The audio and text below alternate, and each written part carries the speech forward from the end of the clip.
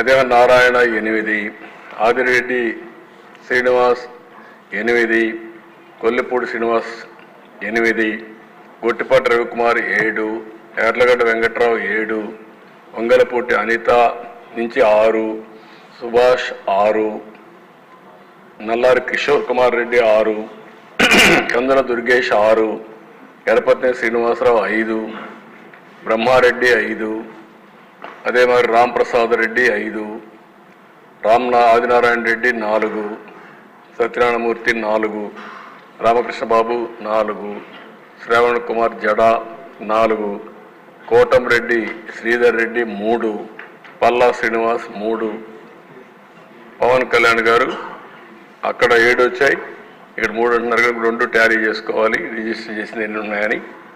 అదే మరిగా అశోక్ 2, షర్మిల 2, కడాన చెల్లిని కూడా వదిలిపెట్టలేదు.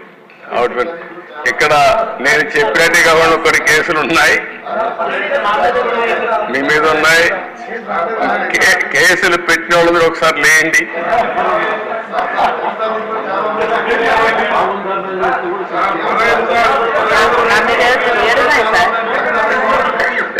చూసారా దేశ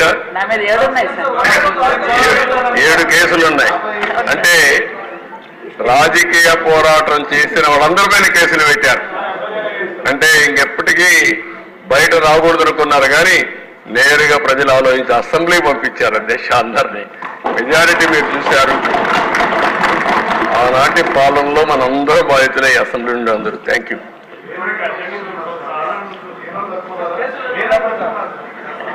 నెక్స్ట్ మీ ఇంట్లో నారాయణ గారు చెప్పినట్టు ఇది నేను చెప్పింది వాళ్ళ పేర్లే ఎక్కువ టైం అవుతుంది చెప్పలేకపోయాను, కానీ ఇంట్లో ఉంటే మన పెళ్ళిళ్ళు పిలిచేవాళ్ళం కుటుంబ సమేతంగా. ఇప్పుడు కుటుంబ పరివారం అందరిపైన కేసులు పెట్టారు. సపరివారం అందరి మీద ఒకరిద్దరు కాకుండా అందరిపైన కేసులు. అంటే ఏ విధంగా హెరాస్ చేశారు. ఈ రాష్ట్రంలో ఎవ్వరు వ్యాపారాలు చేయడానికి వీలు లేదు, ఎవరు బయట రావడానికి వీలు లేదు, ఎవరు మాట్లాడడానికి వీలు లేదు. ఒకవేళ మీరు ఆస్తులుంటే ఆస్తుల్లో కూడా వాటా ఇవ్వమంటే ఇవ్వాల్సిందే. ఇలాంటి భయంకరమైన పరిస్థితులు. నారాయణ గారు అయితే కూతుర్లు పెట్టారు, వాళ్ళ మిస్సెస్ పేరు పెట్టారు, అందరినీ వదిలిపెట్టలేదు. లేని వాళ్ళు చాలా మంది తక్కువ ఉన్నారు. ఇక్కడ 20 కేసులు ఉన్నాయి. అల్లుణ్ణి, కూతుర్ని, భార్యని అందరినీ సిబిసిఐడి తీసుకొచ్చి ఎక్కడికక్కడ ఎంక్వైరీ మీద ఎంక్వైరీ ఎన్ని చేయాలని చేసే పరిస్థితికి వచ్చారు. ఇప్పుడే ఒక చంద్రమోహన్ రెడ్డి గారు చెప్తున్నారు, కేసులు లేని వాళ్ళు పుణ్యాత్ములు, వాళ్ళకు బోనస్ అది ఎవరున్నారు పైకి లేవని ఒకసారి చూపించడానికి. కేసులు లేని వాళ్ళు అదృష్టవంతుల వాళ్ళు.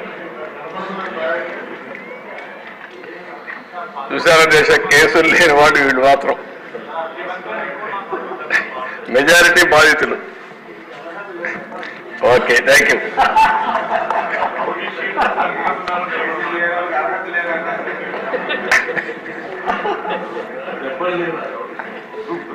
అధ్యక్ష ఇది కేస్ స్టడీ అధ్యక్ష.